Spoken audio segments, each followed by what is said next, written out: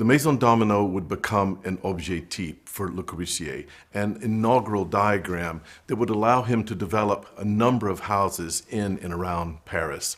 Looking at a few of the villas of Le Corbusier will allow us to further articulate the interaction of new technology with the historical continuity of the discipline of architecture. The first of these we'll look at is the Villa La Roche-Jeanneret. There was a planned development in an area of Paris that made the site very attractive because the plan was that a number of houses would be built on the same site. Le Corbusier was acting on behalf of the clients to negotiate an acquisition of a property in which he could build two houses for two families, kind of twins that would be bridged by a common gallery.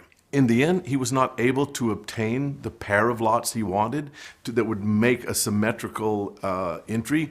So he ended up, rather than designing a U-shaped scheme, he ended up with an L shape with an extended wing on the right side of the street. And what would have been the bridge, or what would have been this cross wing, now became a gallery raised up off the ground on columns, or what he called pilotis, and whose elevation he treated as a kind of terminus of the cul-de-sac.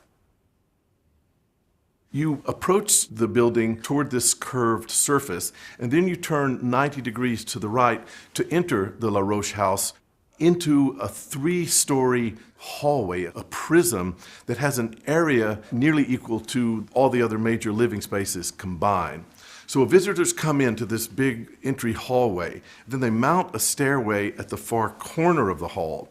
Coming up the stairway, at the very top is a balcony, and you're immediately, as you reach the top of the stair, you're oriented back to the space of the entry hall, to the open space of the entry hall from where you have just come, as well as to other apertures, windows, and passages that punctuate through the walls of the entry hall. From there, you can choose a number of different paths that take you to further moments of stasis. You come to the top of the stair, you pause. You move along a different path, and you pause again, either at a balcony or an aperture or in a window. You can also move into the main gallery with its curved front, which is on the primary floor, that is the first floor above the ground, since it's been raised on pilotis. Now, this gallery was intended for the display of paintings that had been collected by La Roche, the owner. It's a two-story space, as I say, raised one story off the ground. On the main floor, there's a ramp rising slowly along the curve of the gallery's long wall. This is the same wall that is the elevation of the entry court. At the bottom of that ramp is another balcony that this time punches through the exterior wall to take you to the outside. From that balcony, you can sort of survey the whole project, the elevation that would be to your left, as well as the curved wall, as well as the entry court itself. Now, walking up the ramp, we get a kind of cinematic experience of the gallery. It's like one long, uninterrupted shot of the abstract geometry and structure of that space. And then finally, when we reach the top of that, yet another balcony flanked by two long horizontal windows that afford a view out on both sides now of the building. Every view of the geometry and the compositional features of the house must be taken in as a result of movement through the spaces and movement through walls, through surfaces, and around figures and walls. The motion is choreographed with extreme care in a narrative of pure form. The house is perceived as a geometrical construction by walking through and around the main space in a process of rotation through the space.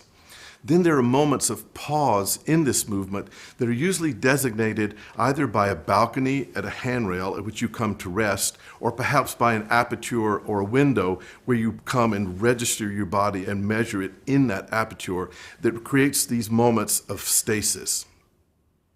At these moments of stasis, one looks across the space, usually at walls or other surfaces, in a frontal way. So the moments of stasis establish a perception of frontality. This dialectic of rotation and frontality, or movement and stasis, is one of the themes that is definitive for the villas. Now, there are two kinds of what we might even think of as knowledge or as information that's produced by this dialectic. Frontality is normally perceived at a distance, at a prospect. It might be something that you scan, but usually you're looking at it in a kind of perspective that produces pictorial space. Now, pictorial space is a space that's very like that in Le Corbusier's painting, is space that cannot be entered or circulated through. It's rather viewed from a distance, assigned to frontality, and it gives order to that frontal sensation. Now, against this, Corbusier stages a different kind of experience, and it produces a different kind of knowledge or a different kind of information that one can only have by being close up to things, close to the wall, close to the aperture, at the sill of the window, at the handrail of the balcony.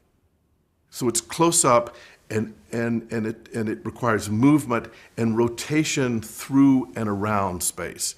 So again, the dialectic of frontality and rotation combine to produce a kind of spatial and formal knowledge, combine to produce architectural information in the architectural imaginary, combine to produce a concept of the architecture.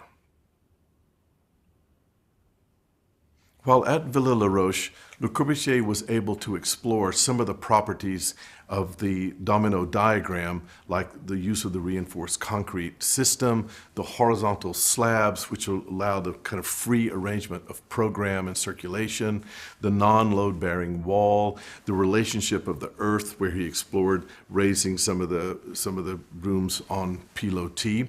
He wasn't able to fully explore all of the domino system.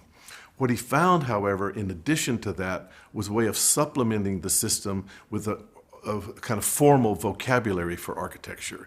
He discovered that the objectifs in his paintings, the bottles, the plates, the contours of the guitar, the kind of everyday objects that he thought provided such affect and such deep sensation when experienced visually, he made analogues of those objectifs in the architecture, the balconies, the apertures, the curvilinear surfaces.